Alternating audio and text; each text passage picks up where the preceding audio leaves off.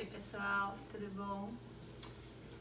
Bom, como a gente tá tendo que se adaptar, né, nesse momento, né,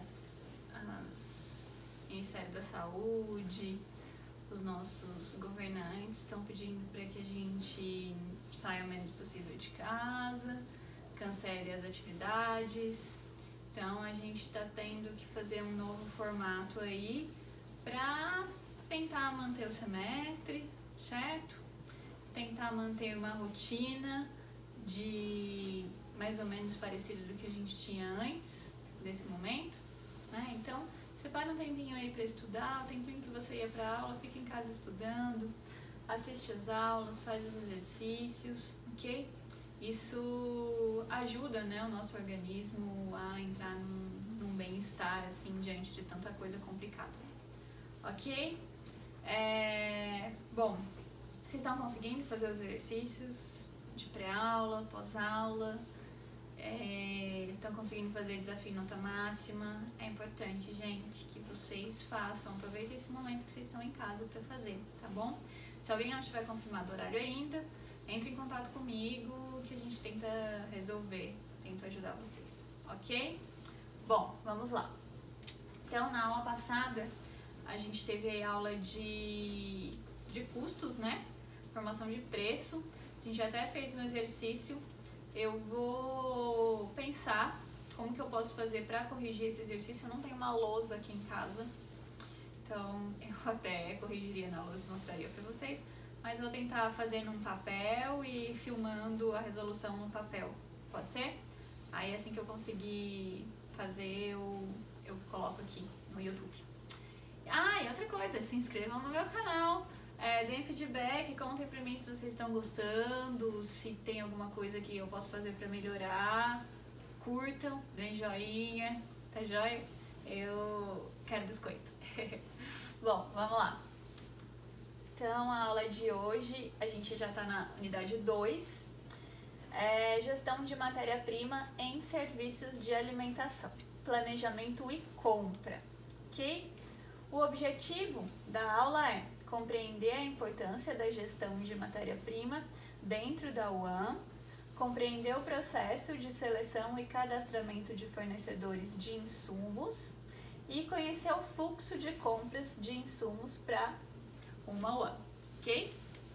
Bom, o que vocês acham? Qual é a finalidade da gestão de matéria-prima em uma UAM? Qual a opinião de vocês sobre isso? Então, bom, essa finalidade é garantir a disponibilidade de materiais de acordo com a necessidade dessa UAM, certo? Então, quais são esses materiais? Gêneros alimentícios, produtos de limpeza, descartáveis, equipamentos, utensílios, tudo isso. Bom, e aí a gente vê uma responsabilidade muito grande em cima do nutricionista, né? Porque ele é responsável por essa previsão de compras, certo? Então, para que o nutricionista consiga fazer essa previsão de compras, ele precisa, antes disso, fazer uma série de outros itens, tá? Então, a gente tem aí planejamento do cardápio, certo? É essencial para a previsão de compras. Ele precisa ter o consumo per capita de cada um dos alimentos. Então, né, se uma porção de arroz é 50 gramas, ele precisa ter essas informações lá. Ele precisa ter o número estimado de refeições que vão ser oferecidas no período. Então, enfim, semana, mês, período que ele for utilizar. Ele precisa saber a disponibilidade financeira da empresa, né? Quanto que a empresa pode pagar, quanto é o montante que ela consegue comprar de uma vez só, com o dinheiro que ela tem, qual é o dinheiro que essa empresa tem. E a frequência de utilização dos gêneros nesse período aí de previsão. Que quantas vezes eu vou utilizar o arroz, o molho de tomate, os produtos, certo? Bom, então o sistema de compras, ele envolve 4 setores. Então a gente tem estoque, compras, fornecedor e financeiro, ok? E aí eu pergunto a gente vai ver cada um desses itens, tá? E aí eu pergunto pra vocês, só o nutricionista pode efetivar as compras? Sim? Não? Bom, não, né? Então, outros funcionários também podem efetivar essas compras e funcionários administrativos, enfim, não é função só do nutricionista, tá? Bom, então, sabendo que o cardápio vai ser a base do processo de compras, como que eu posso otimizar esse processo? Então, se eu trabalhar com uma certa padronização de produtos, eu vou otimizar esse processo, ok? Porque se eu consigo reduzir a quantidade de variedade dos produtos, isso vai ser mais simples. Eu vou ter que comprar menos tipos de produtos, ok? Então, esse processo todo vai ser mais simples e isso vai otimizar. Bom, como que eu vou, né, reduzir essa quantidade de variedade de produtos?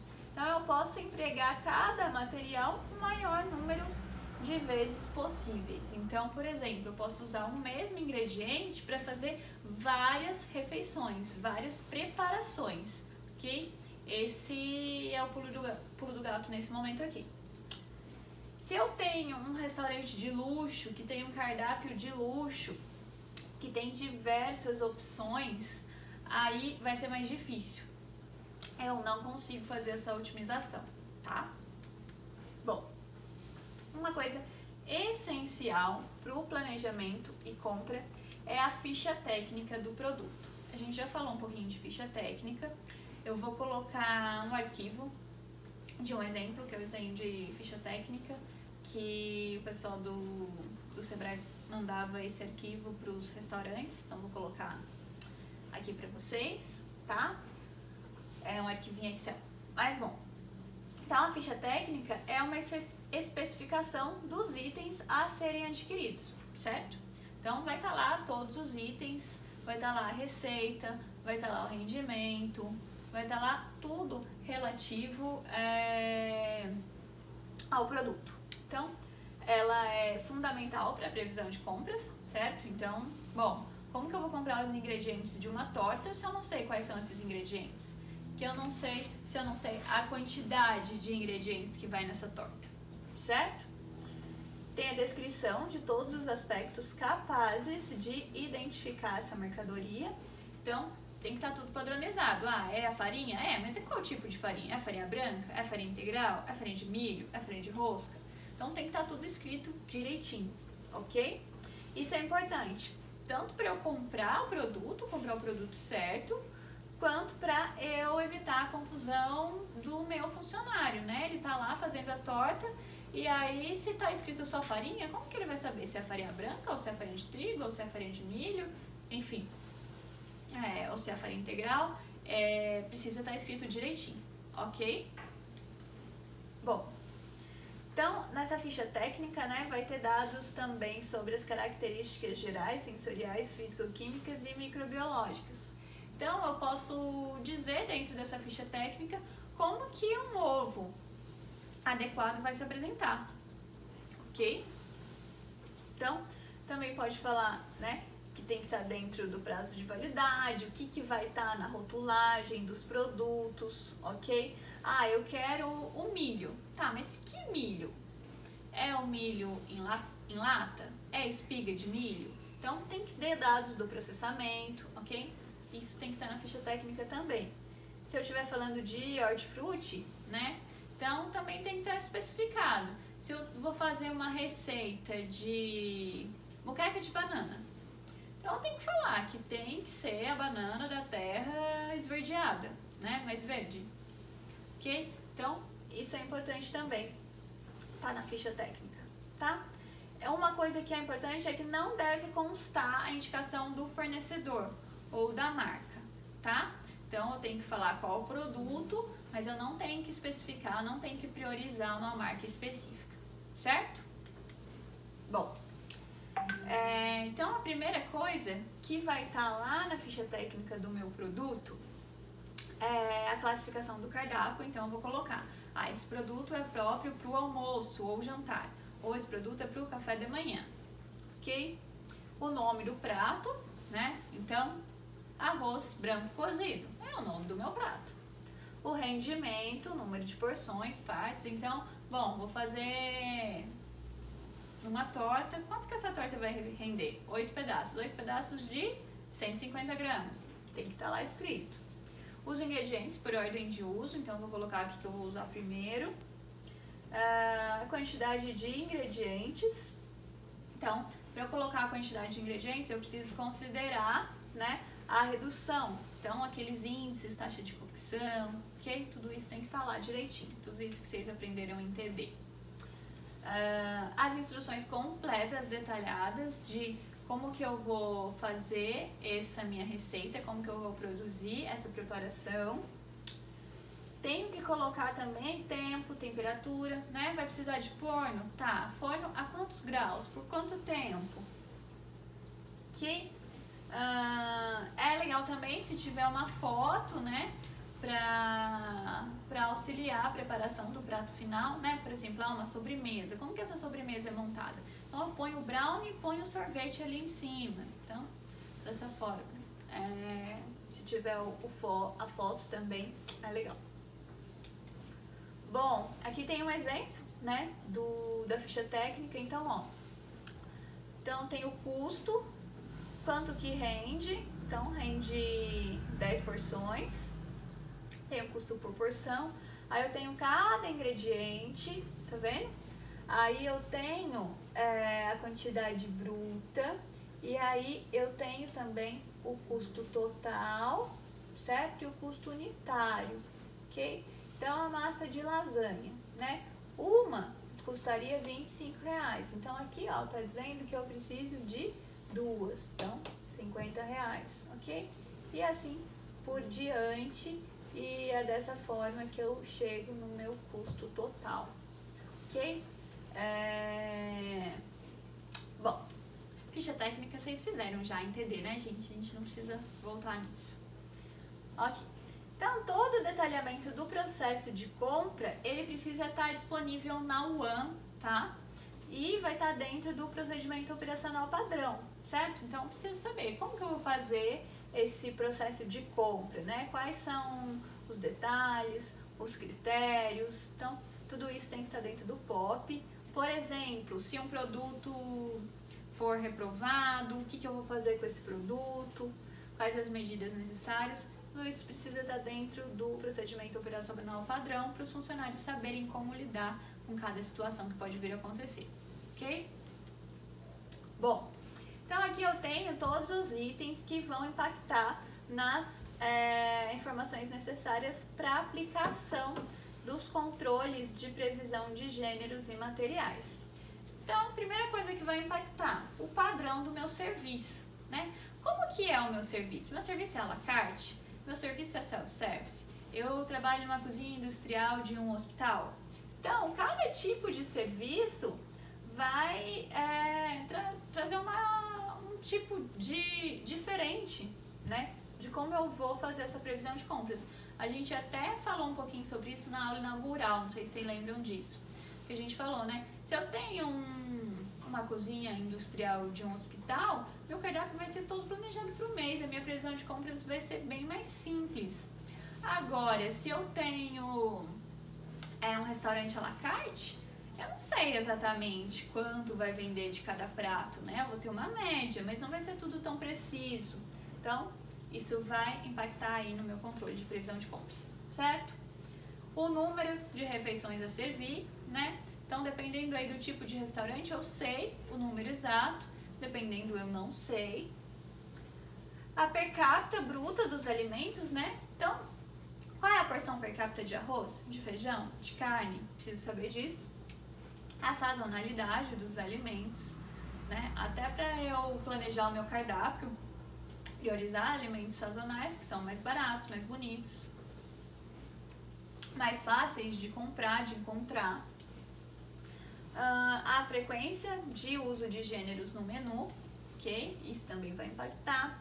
O espaço de armazenamento da minha despensa, né? Então, eu posso ter uma despensa grande, que permite que eu compre mais. Posso ter uma despensa pequena, que vai fazer com que eu compre todos os dias, ou dia sim, dia não. O consumo médio mensal de gêneros, né? Vou precisar também saber a margem de segurança, né, o estoque mínimo, qual é a quantidade que eu não posso ficar com menos dessa quantidade desse produto. Ok? A gente vai aprender a calcular estoque mínimo, médio, máximo. Bom, eu preciso, relacionado ao estoque, identificar a necessidade de aquisição de mercadorias. O estoque vai me ajudar quanto a isso, né? Então, eu tenho alguns índices aí, estoque mínimo, médio, máximo, e aí ele vai me mostrar essa necessidade, se está na hora de eu comprar ou não, ok? Bom, o financeiro, ele também influencia nessa situação de planejamento e compra, certo? Então, a gente sabe que o estoque parado, né, um estoque é dinheiro parado, certo? Então, os estoques, a princípio, eles devem ser reduzidos para eu não ter dinheiro parado, ok? Mas tem todos aqueles poréns que a gente já conversou nas outras aulas, né? Talvez se eu comprar maior quantidade, seja mais barato, enfim. E bom, pensando só nessa parte, né, que o meu estoque tem que ser reduzido, porque estoque é dinheiro parado, por que eu preciso manter um estoque então? Então, por diversos motivos. Primeiro, porque é conveniente eu ter os itens ali disponíveis para eu fazer o produto a hora que eu precisar, certo? Segundo, porque eu posso reduzir os meus custos se eu comprar em maiores volumes. Acabamos de falar sobre isso. Terceiro, né, porque eu vou ter uma garantia aí. Vocês acham que nunca vai acontecer um erro dentro de uma cozinha? Né? Ou queimou o arroz, estava comprado certinho e agora? Não vai servir o almoço porque queimou o arroz. Não, eu preciso ter uma garantia para esses erros, né? Pode ter flutuações de venda, então eu posso aumentar, né, a minha venda rapidamente, sem saber que ia aumentar, pode acontecer alguma coisa. E aí eu preciso ter um estoque para estar preparado para isso, ok? E aí qual que é o volume adequado que eu vou armazenar para ficar tudo bem dentro da minha empresa? Bom, aí a gente entra em níveis de estoque, né? Estoque mínimo, médio, máximo, consumo de aquisição e ponto de pedido, tá? Vou concluir aqui, tomar uma água e a gente continua aprendendo a calcular isso no próximo vídeo.